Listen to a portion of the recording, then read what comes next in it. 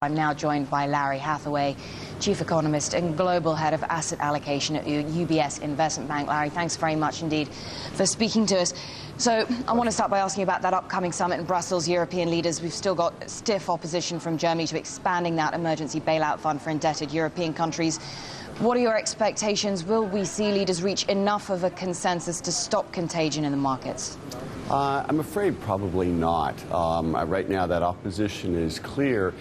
It has to be said, however, that the German opposition is not sort of just a broad-based opposition to further bailouts. It's simply that Germany wants to see a legal mechanism put in place whereby these transfers and these assistance packages can take place. They're very wary that the German Constitutional Court would block any further attempts in the direction in which we've already gone, and they certainly are looking for a degree of broad-based political legitimacy, not only in Germany but elsewhere in the EU, for the kind of setup that we're ultimately evolving towards, which is one of greater fiscal and shared responsibility of fiscal policy across the eurozone.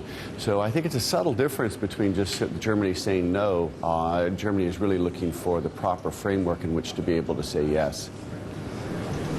So as we reach the end of this year and go to 2011, Larry, will Eurozone debt contagion remain a risk to both economic recovery and market performance? Well, I think it will for the reason that you highlighted a moment ago, which is to say that various countries are going to have to issue debt, both for new financing and to roll over existing financing. There's that issue that is arising today in Spain. And then early next year, there's going to be a considerable amount of money that needs to be processed through the markets.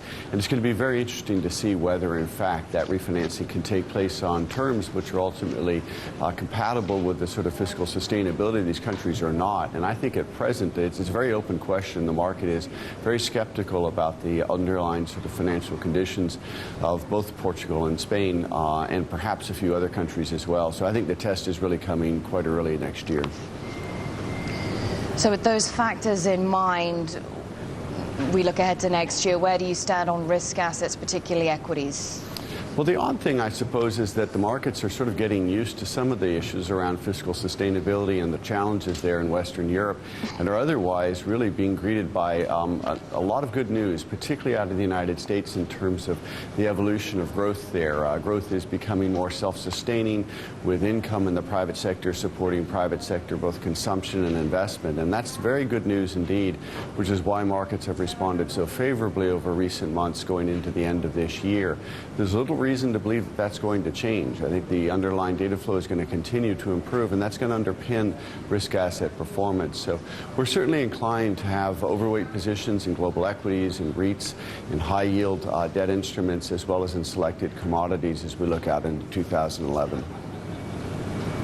Larry Hatheway, Global Head of Asset Allocation for UBS Investment Bank. Good to talk to you. Thanks very much. Very welcome.